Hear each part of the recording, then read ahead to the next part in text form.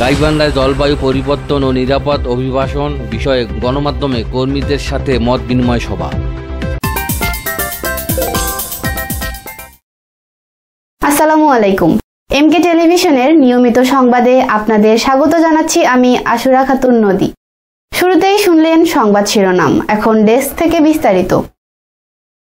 গাইবান্ধায় জলবায়ু পরিবর্তন ও নিরাপদ অভিবাসন বিষয়ে স্থানীয় গণমাধ্যমে কর্মীদের সাথে মত বিনিময় সভা অনুষ্ঠিত হয়। মঙ্গলবার সকালে বেসরকারি উন্নয়ন সংস্থা গণ উন্নয়ন কেন্দ্রের আয়োজনে AWO অধ্যয়নে বাস্তবায়িত প্রসারেটি প্রকল্পের মাধ্যমে মত বিনিময় সভায় উপস্থিত ছিলেন জনশক্তি ও কর্মসংস্থান অফিসের সহকারী পরিচালক নেসারুল হক, কারিগরি প্রশিক্ষণ কেন্দ্রের অধ্যক্ষ প্রকৌশলী আব্দুর রহিম, প্রবাসী কল্যাণ ব্যাংকের ম্যানেজার আমজাদ হোসেন, GUK সমন্বয়কারী আফতাব হোসেন ও জয়া প্রসাদ। এ সময় বক্তারা জলবায়ু পরিবর্তনের ফলে নদী ও চরাঞ্চলের মানুষের জন্য দেশ ও বিদেশে হস্তান্তরিত হয়। বিদেশ গমনের ক্ষেত্রে অনেকে নানাভাবে প্রতারিত হয়। এজন্য সরকারের মাধ্যমে বৈধভাবে প্রশিক্ষণ নিয়ে বিদেশ গমনের বিষয়ে আলোচনা ও অভিমত ব্যক্ত করেন।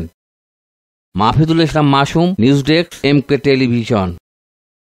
শেষ করছি এমকে টেলিভিশনের নিয়মিত সংবাদ। এতক্ষণ সাথে থাকার জন্য সবাইকে অসংখ্য ধন্যবাদ।